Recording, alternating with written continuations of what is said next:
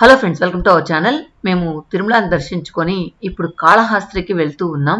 తిరుమలలో అయితే చాలా అద్భుతంగా జరిగింది దర్శనం. దేవుడి ఎదురుగా నిలబెట్టేసి మీకు ఎంతసేపు కావాలో అంతసేపు చూడండి అన్న మాటలు ఇప్పటికి కూడా నా చెవిలో రింగున తిరుగుతూ ఉన్నాయి. అలా నేను 15 నిమిషాల పాటు దేవుడి ముందు నిలుచుకొని ఇంకెంతసేపు చూసినా ఆ దేవుడే కదా అని చెప్పి 15 నిమిషాల తర్వాత వచ్చేయడం జరిగింది. సో అద్భుతమైన దర్శనం అని చెప్పచ్చు. మేము థర్స్‌డే వెళ్ళాము. నిజరూప దర్శనం అంట. ఏంటబ్బా దేవుడు అంత కళలేడు, నిజరూప దర్శనం అనేది నాకు తెలీదు అని అనుకున్నాను. నిజరూప దర్శనం రోజు ఏంటంటే ఏ అలంకరణ లేకుండా ఒక్క తులసి మాల మాత్రమే వేస్తారంట. అలా దేవుణ్ణి దర్శించుకోవడం జరిగింది.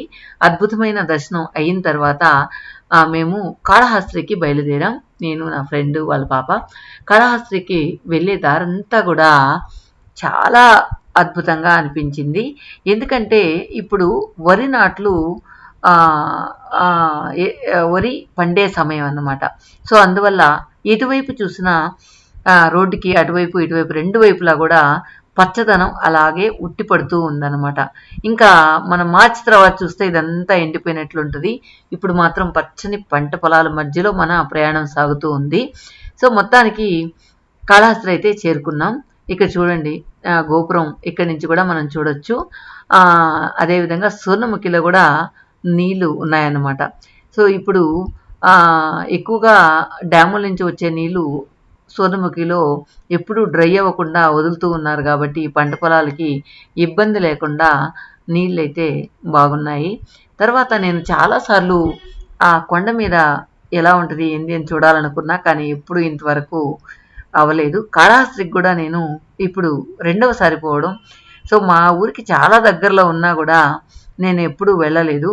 ఇక్కడ ఈ మాట చెప్తూ ఉన్నప్పుడు మా ఫ్రెండ్ ఒక మాట అన్నాడు. ఏంటంటే నేను ఎప్పుడు కూడా శివాలయంకి రాలేదు అని ఒకరితో అన్నప్పుడు వాళ్ళు అన్నారంట, శివుడి గుడికి రాకుండా ఉంటే మీకేం బాధలు లేవు అని అర్థం. సో మీరు ఎప్పుడు మళ్ళీ మళ్ళీ శివుడి గుడికి రావాలి పోవాలి అని అనుకోవద్దు అని అన్నాడంట. అది నిజమా అని అనిపించింది నాకు. బాధలు ఉండేవాళ్ళే శివుడి గుడికి పోతారా లేకపోతే పోరా అని అనిపించింది. మరి అది ఎంతవరకు నిజమో అనేది కమెంట్లో చెప్పండి. మీకు కూడా ఇలా ఎవరైనా చెప్పారా అనేది కమెంట్లో చెప్పండి. ఇక్కడ ఏంటంటే ఎక్కువగా రాహు కేతు పూజ ఫేమస్ అన్నమాట. సో ఇక్కడ కూడా ఒక కమర్షియల్ బిజినెస్ అని చెప్పచ్చు ఈ రాహుకేతు పూజ అనేది. ఎందుకంటే 500 నుంచి కూడా 5000 వరకు ఉంటుంది. సో 500 రూపీస్కి 5000 రూపీస్కి ఏంటబ్బా డిఫరెన్స్ అనుకుంటే, 500 రూపీస్ మనం పే చేస్తే రాహుకేతు పూజ బయట చేపిస్తారంట. అంటే ఆ గుడి లోపల కాకుండా గుడి బయట, అంటే గుడి ప్రాంగణంలోనే గుడి బయట. అదేవిధంగా మనం 5000 కట్టినట్టయితే కనుక గర్భగుడికి కొంచెం ముందు చేపిస్తారంట. అది కూడా మనకు స్పెషల్గా ఒక్కొక్కరికి చేయించాలంటే అది ఎంతో నాకు తెలియదు, కానీ ఇది గుంపుగా చేపిస్తారనమాట. అంటే ఎంతమంది ఉంటే అంతమందిని అటువైపు ఇటువైపు కూర్చొని పెట్టి చేపిస్తారు రాహుకేతు పూజ. చాలామంది పెళ్ళిళ్ళు కాని వాళ్ళు లేదా చిడిముడిగా ఉంటుంది, ఏ పని చేయాలనుకున్నా కూడా అది అస్తవ్యస్తంగా ఉంటుంది, అనుకున్న టైంలో జరగదు. అలాంటివి ఏమైనా ఉన్నప్పుడు ఏంటంటే రాహుకేతు పూజ చేపిస్తారంట. దాన్ని అందరూ కూడా పూజ చేసిన తర్వాత మాకు బాగుంది అని చాలామంది చెప్పినప్పుడు ఇదే చాలామంది ఫాలో అవుతూ ఈ రాహుకేతు పూజని చేపిస్తూ ఉంటారు. అలాగే ఈరోజు కూడా మా ఫ్రెండు రాహుకేతు పూజ చేయించాలి అని చెప్పి ఇక్కడికి వచ్చామన్నమాట. అంటే కొంతమంది ఏంటంటే పుట్టిన టైం సరిగా లేనప్పుడు లేదా ఇంకేదైనా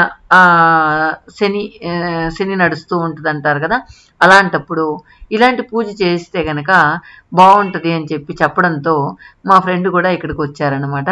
సో తను ఆ టైం ఏదో బాగాలేదు అని చెప్పి, సో అలా ఇలా మనం గుడి దగ్గరికి వచ్చి లోపల అంతమందిని వరుసగా కూర్చోబెట్టి రాహుకేతు పూజ అనేది జరుగుతుందన్నమాట.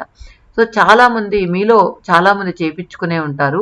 ఒకవేళ మీరు ఆ రాహుకేతు పూజ చేయించిన తర్వాత మీకు ఎలా ఉంది అనేది డిఫరెన్స్ కనుక తెలిస్తే కనుక కమెంట్స్లో పెట్టండి. ఎందుకంటే ఈ రాహుకేతు పూజ వల్ల ఏదైనా మనకున్న అడ్డంకులన్నీ తొలగిపోయి బాగా ఉంటుంది అని అనిపిస్తే గనక చాలామంది మన వీడియో చూసేవాళ్ళు కూడా చేయించుకుంటారు కదా. సో చూశారు కదా, ఇలా కూర్చుంటారనమాట రాహుకేతు పూజకి.